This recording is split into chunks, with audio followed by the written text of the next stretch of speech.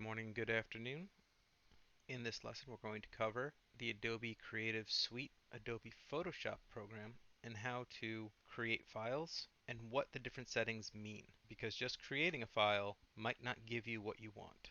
So let's start by opening the Adobe Creative Adobe Creative Cloud.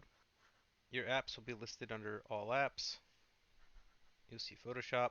If you cannot find your Creative Cloud on your desktop, you can always type it in your search bar. If you type in Adobe, you'll find the Adobe Creative Cloud, and it might also list what apps, so you can either open the cloud or you can open the app directly. Alright, once the app opens, it has a pop-up. You can read through what's new, but it doesn't really matter at the moment. You hit the little X. Now anything that you've worked on, you will see under your recents. Let's select New File. It's in the upper left-hand corner. So you'll see a few custom options, and it will list them in inches with how much PPI you will have. Now, PPI stands for pixels per inch. You can see the resolution in pixels per inch right here. For your laptops, I don't know what your laptops are going to be able to handle if you're working on the school issued laptops. If you are working in the computer lab on the computer lab laptops, you can always set it to 300. On your laptops that you take home, you might want to do 200. What is pixels per inch? Well, a pixel is just a square of color. It has no defined size. If you think about it, a square can be a half inch by a half inch. It can be 2 inches by 2 inches. It can be 1 mile by 1 mile. It's still a square.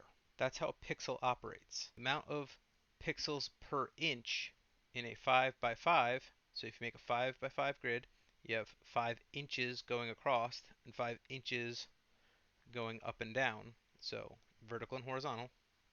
In this 5 by 5 grid, every inch, so one of the 5 inches, is going to have 300 pixels inside of it. So there'll be 300 squares inside this 1 inch block. And then there's 5 of those blocks going side, 5 of those blocks going up and down. So if you set it at 200 pixels per inch, there's less blocks of color inside each inch of your project. If you set it at 600 pixels per inch, there's twice as many little blocks of color inside every inch of your project. What does changing the resolution do? The lower your resolution, so like let's say 100 pixels per inch, you're going to start seeing pixels. It's going to become what you call pixelated. I'm sure most of you have downloaded a picture off the internet, put it into a document, or went and printed it, and you could see the edge wasn't clean. Like it had a jagged, gross, squarish edge. With that jagged edge, that means you can see the pixels. It didn't have enough pixels per inch to make a smooth gradient for your eyeball. The more you increase the resolution, the bigger you can print your project before you start losing clarity and sharpness. So let's say I made a 600 resolution at 5 by 5. Well, when I go to print it, I could probably print it 10 by 10, and it's still going to look really nice because the pixels are still going to be really tiny even when they get bigger. If I have 300 resolution in 5 by 5, I have the same amount of pixels as if I had per inch as if I had 300 resolution in a 10 by 10. So if I know that I'm going to print really big, I don't want to scale things. What I'll do is I'll make my document the size I know I'm printing at. So like if I'm printing at 18 by 24, I'll make it 18 by 24. If I know I'm printing, on 8.5 by 11 printer paper, I'll make my document 8.5 by 11. That way I can just leave my resolution at 300. I don't need to make it bigger. Color mode. Color mode matters most when you're printing. You're probably not going to notice too many differences yourself. Inkjet printers, so printers with ink, you're going to want to use RGB. LaserJet printers, you're going to want to use CMYK. You don't really need to worry about the bit, but use it as 16, not 8. Background contents.